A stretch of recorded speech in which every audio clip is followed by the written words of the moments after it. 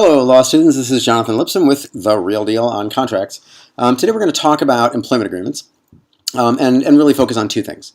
Number one, employment agreements where there is a specified term to the employment on the one hand, and contracts for employment where there isn't. Sometimes are known as employment at will agreements. If you're in my class, this corresponds to units 17 and 18. Let's start with formal contracts for employment for a stated period of time. The first question you have to ask is, all right, well, is it for more than 1 year? And if the answer is yes, if it's for less than 1 year, if it can be performed within 1 year, then it will be enforceable whether it is oral or it is written. If the answer is that it cannot be performed within 1 year, that is to say it is longer than a year by its terms, then it must be written, unless it's enforceable on a promissory estoppel theory, which you see occurring, in fact, in the McIntosh case, where the court uses Restatement Section 139, a variation of promissory estoppel, to deal with the problem of the statute of frauds and how it ordinarily would apply to a contract for employment that was 1 year or longer. Students sometimes want to know, okay, well, we've got an employment agreement that's formal, maybe it's written, it satisfies statute of frauds, but how do we terminate it? How can we terminate a formal employment agreement? The answer is the standard is good cause. Usually the contract will specify what that cause is, but if not, the way courts generally think about this is, as we say in our materials, quoting a fellow named Bird, the employer has stated an objectively equitable, sensible, and logical reason that constitutes sufficient cause for discharge, number one. And number two, the employer subjectively believes that sufficient evidence exists that the sufficient cause, in fact, is true. There's some examples of good cause. Well, again, assuming it's not specified in the agreement, things like poor performance, that's usually good cause, or poor economic conditions. Those will be cause for terminating an employee under a formal employment agreement. What if we don't have a stated term of employment, period of time during which someone's going to be employed? If we have that situation, employment for an unspecified term, then we would say the employment is at will. It is at the will of the employer and of the employee. The employment, either party can walk away at any time, in theory. Sort of famous authority from 1877, H.G. Wood, says, the general rule is that a hiring at so much, meaning, wage, so much a day, week, month, or year, no time being specified is an indefinite hiring, and no presumption attaches that it was for a day, even, but only at the rate fixed for whatever time the party may serve. Right? So as long as both parties kind of mutually agree to continue the employment, then it's a reflection of their will, so to speak, to recognize the employment agreement, and that's all there is. Right? There is no longer term implied in law or in fact under the general rule. What that means is that, absent an express contract, right, a formal contract like we just talked about, the employer can fire the employee for any reason or no reason at any time. Subject to some important exceptions, but right, employment at will means you can be fired for whenever, almost, for any reason or no reason at any time, and similarly you as the employee can walk away at any time for any reason. The exceptions to termination by the employer are laid out in some detail in the Wagenseller case, which we'll discuss, both on its own and then in connection with the veil problem in Unit 18. But let me just run through them very quickly.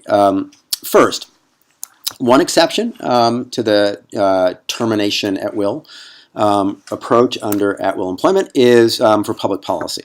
If the termination violates public policy, then the termination may be wrongful, even though employment was at will. Which then raises questions like, well, what sorts of policies are considered public policy for this purpose, and who gets to decide? We know from the Foley case, which is one of the note cases, that private policy, the internal private policies of an employer, will not be enough. Number two, what's known as an implied in fact contract can also create an exception to the employment at will standard, and this is a little tricky for students, but what you have to do is just look at the facts of the relationship between the employer and the employee and see whether some longer term was implied in the relationship. So, for example, you look at the duration of the employment.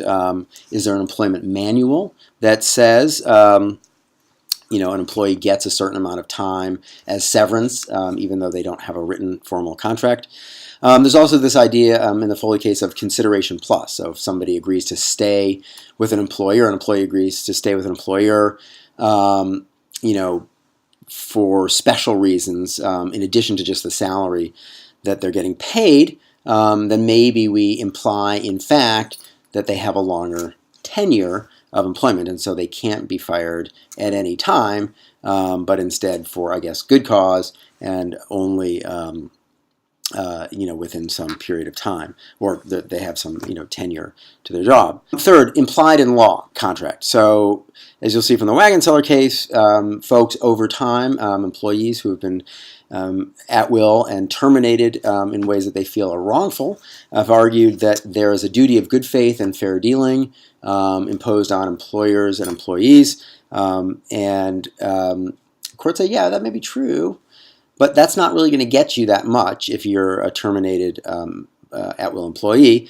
You'll only get back pay, according to the Wagon Seller Court. You're not going to get what's sometimes called front pay, which is the idea that you get severance pay, cashing you out for some period that you otherwise would have worked, if you were a tenured employee. So that's the general rule: employment at will, terminable any reason or no reason, some exceptions, public policy, implied in fact, implied in law. Let's finally talk about problems that you could expect to see with respect to employment agreement, at-will employment. At-will employment, first of all, presents problems of proof and institutional competence, right? So you have disputes about he said, she said, right? That's on display, I think, pretty obviously in Wagon Seller and the problem of Moon River, which will become obvious to you once you read the case. Second, what's the remedy exactly? If a termination of an at-will employee is in violation of public policy, some courts say that's actually a tort. It's not a breach of contract at all. And if it's a tort, then maybe the employer who wrongfully terminates in violation of public policy is liable for punitive damages, which is a lot of money. If it's an implied contract, implied in fact, then at least in theory, all the employee is getting is expectation. So the idea is that they might have expected a 6-week or 6-month severance period and not to be fired, as of today. And so we would say, if the facts support that, there's an implied in fact expectation, an implied in fact contract, and so the termination can't be immediate, but has to cash the employee out for what their reasonable expectations were. In those cases, as we say, the employee is going to be looking not only for back pay, but for their actual damages, which would be things like foreseeable consequential damages, for example, reputational harm. As I said, they'll look for what's sometimes called front pay, which is lost future wages. Usually, really, that's going to look like severance pay. And in most cases, that's not going to be possible, even in an implied in fact contract.